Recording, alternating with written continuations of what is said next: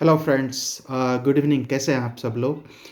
आज मैं बात करने जा रहा हूँ इस इंडियन स्टील इंडस्ट्री का एक दिग्गज कंपनी का, जो हाल फिलहाल में बहुत अच्छा परफॉर्मेंस कर रहा है। और अभी जो दिसंबर क्वार्टर का रिजल्ट आया है उसमें इसने परफॉर्मेंस इसका क्वार्टरली रिजल्ट्स आया है। और ये जनवरी 2021 में जो इसका सेल्स है वो 35% ईयर ऑन ईयर का रिटर्न शो किया है, जो कि बहुत अच्छा है compare to the last year. और ऐसा इसलिए है क्योंकि लास्ट ईयर के कंपैरिजन में इस ईयर में जो स्टील का डिमांड रहा है वो बेटर रहा है, बेटर डिमांड है। और इकोनॉमिक एक्टिविटी में जो रिकवरी आई है इस दो फेज़ की वजह से अ, इसने 35% का इम्प्रूवमेंट दिखाया है जनवरी 2021 में। और ये कंपनी जो जिसका नाम Jindal steel and power limited है, एक इंडियन स्टील इंडस्ट्री का एक बहुत ही दिग्गज कंपनी है। और इनका जो कॉन्सेप्ट है वो ये है कि वैल्यू ओवर वॉल्यूम्स।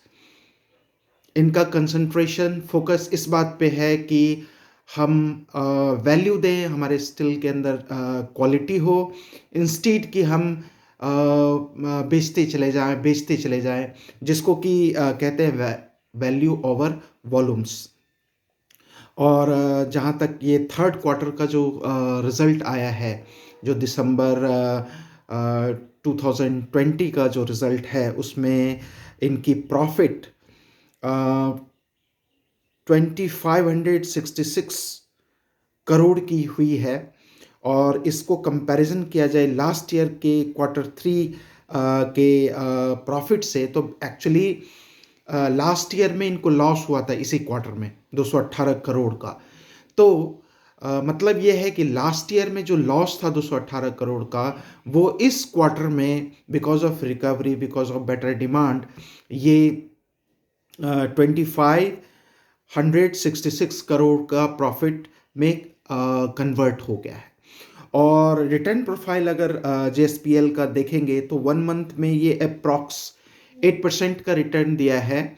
और 1 ईयर में ऑलमोस्ट इसने 61% का रिटर्न दिया है। तो ये शेयर में एक काफ़ी मोमेंटम आई है। और आप नेक्स्ट पॉइंट अगर देखेंगे, ये कंपनी एक लार्ज कैप कंपनी है। 32,000 करोड़ प्लस का इसका मार्केट कैपिटलाइजेशन है, यानी ये एक लार्ज कैप कंपनी है, अच्छी खासी बड़ी कंपनी है। और पी रेशियो जो आज के डेट में हम देखेंगे, पी रेशियो निगेटिव में आ रहा है। निगेटिव में इसलिए भी है क्योंकि इसकी प्रॉफिट जो है वो प्रॉफिटेबिलिटी अंडर क्वेश्चन थी काफ़ी टाइम तक लास्ट ईयर में। तो इसलिए ऐसा हुआ है, पी रेशियो नेगेटिव है। और और अब चूंकि प्रॉफिट में आगे अर्निंग पर शेयर वगैरह का सिचुएशन और इम्प्रूव करेगा, तो ये एक अच्छा रिजल्ट दिखाएगा। और इसका price to book value, price to book value जो है आज की डेट में, आज मैं 11 फरवरी 2021 को मैं अगर बात कर रहा हूँ, तो ये इनका profit to book value ratio 1.03 है।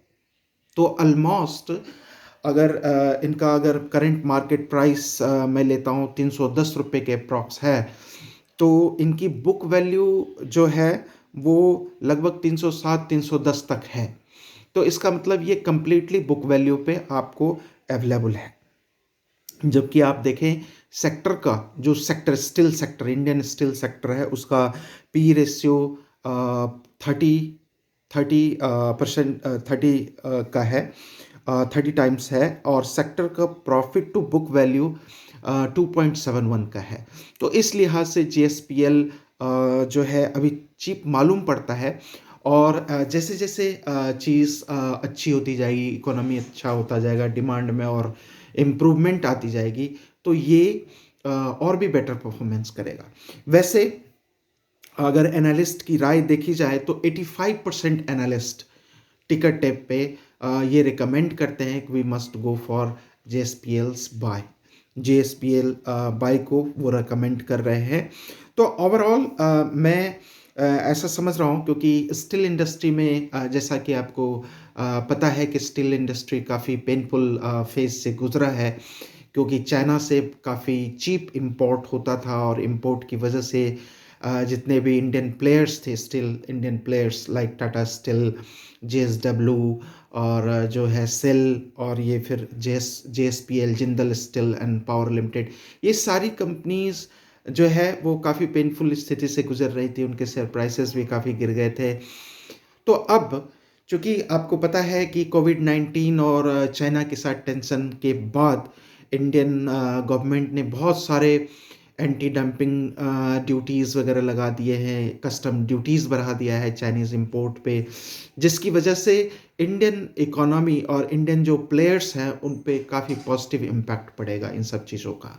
तो ऑफ़ कोर्स स्टील इंडस्ट्री पे भी इसका बहुत अच्छा इम्पैक्ट पड़ेगा और जैसा कि आप देखेंगे जीएसपीएल के बिज़नेस को, तो ये धीरे-धीरे इम्प्रूव कर रहा है, यानी एक ग्रेजुअल रिकवरी आ रही है और जीएसपीएल आगे आने वाले टाइम में बहुत अच्छा कर सकता है।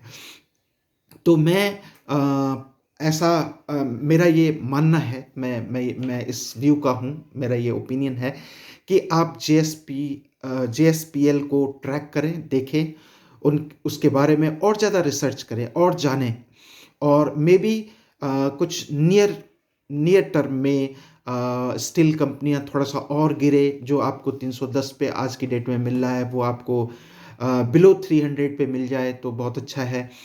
लेकिन ये मैं कह रहा हूँ कि आप इसको ट्रैक करें, देखें, जेएसपीएल के बारे में ज़्यादा से ज़्यादा जानें और जो सबसे इम्पोर्टेंट चीज़ है, इसके बारे में रिसर्च करें और भी सारी चीज़ें जानें कि आगे आने वाले टाइम में इंडियन स्टील इंडस्ट्री कैसे करेगी। जीएसपीएल का आप एनुअल रिपोर्ट्स पढ़ें और भी ज़्यादा उसको जानें इस कंपनी के बारे में और उसके बाद नियर टर्म में अगर ये आपको और भी चीपर वैल्यूएशन पे मिले, तो ये आप परचेज़ कर सकते हैं और आप परचेज़ करें या ना करें, एटलीस्ट इसको वॉच लिस्ट में ज़रूर रखें, इसके प्राइस को ज़रूर ट्रैक करें। आप देखें कि ये कहाँ जा रहा है, कैसे जा रहा है और ये ध्यान में रखें कि इसकी बुक वैल्यू ₹307 के आसपास है। तो ऑलमोस्ट ये प्राइस टू बुक वैल्यू आपको 1 पे मिल रही है, ऑलमोस्ट एप्रॉक्स 1 पे मिल रही है, तो ये एक बहुत ही अच्छा अट्रैक्टिव वैल्यूएशन है। वैसे as a retail investor we always dream कि जब जितने भी लो कॉस्ट पे मुझे मिल जाए शेयर्स, तो हम उस लो कॉस्ट पे हम उठाएँ, ताकि जितने लो कॉस्ट पे उठाएँगे उतना ही प्रॉफ़िट ज़्यादा होगा, जैसा कि आपको ऑलरेडी ये चीज़ पता है।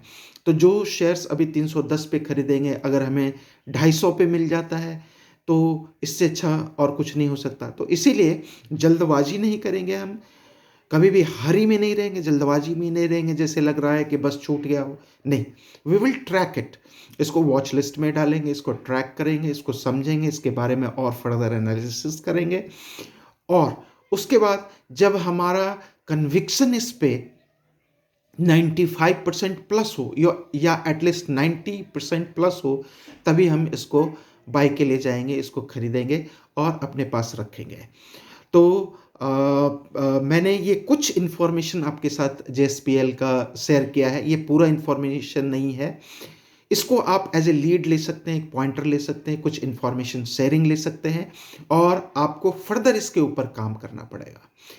एज ए फाइनेंशियल एडवाइज़र कभी भी मैं किसी को भी ये एडवाइस नहीं करता हूँ कि आप आंख बंद करके आओ देखा ना ताओ आपको कुछ भी परचेज़ कर लें, बाय कर लें। जब तक आप अपना रिसर्च नहीं करते, होमवर्क नहीं करते और जब तक आपका खुद का कन्विक्शन नहीं आता, तब तक आपको उसमें कोई भी फाइनेंशियल डिसीजन नहीं लेना चाहिए, कोई भी बाय नहीं करना चाहिए। 100% ट्रस्ट फैक्टर है, फिर भी आपको अपना होमवर्क को रिप्लेस आप नहीं कर सकते, आपको होमवर्क करना ही पड़ेगा। तो इस आशा से कि ये आपके लिए एक अच्छा-सा स्टार्टिंग पॉइंट होगा रिसर्च के लिए, मैं आपसे रिक्वेस्ट करूँगा कि जीएसपीएल को आप रिसर्च करें, जानें, समझें और अगर आपके पास कोई सर्टेन इन्फॉर्मेशन है या कुछ आप जानते हैं, शेयर करना चाहते हैं, तो आप मेरे यूट्यूब चैनल पे शेयर कर सकते हैं। और इसके साथ मैं आपसे एक हम्बल रिक्वेस्ट करता हूँ कि अगर ये वीडियो आपको अच्छा लगता है, तो आप इसको लाइक और सब्सक्राइब करना नहीं भूलें। और दूसरा, ये वीडियो आप मुझे अपना दोस्त, अपना हमदम, हमसफ़र समझ के आप अपने फ्रेंड सर्कल में शेयर करें। Thank you very much. सब्बा खैर।